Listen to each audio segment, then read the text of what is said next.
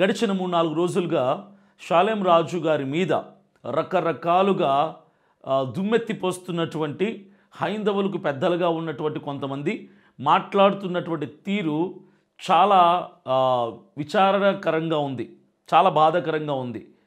అసలు వాళ్ళు ఎందుకు మాట్లాడుతున్నారు? షాలేం రాజు గారు చేసిన తప్పేంటి?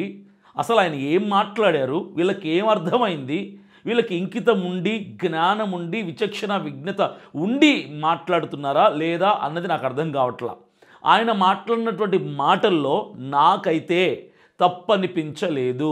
మరలా చెప్తున్నా, షాలేం రాజు గారు మాట్లాడినటువంటి వ్యాఖ్యల్లో, ఆయన చేసిన వ్యాఖ్యల్లో 0.1% కూడా తప్పు లేదు. మరలా చెప్తున్నా, తండ్రి సన్నిధి పరిచర్యలు షాలేం రాజు గారు మాట్లాడినటువంటి మాటల్లో, ఆ చెప్పిన ఉదాహరణలో 0.1% కూడా తప్పు అనేదే లేదు.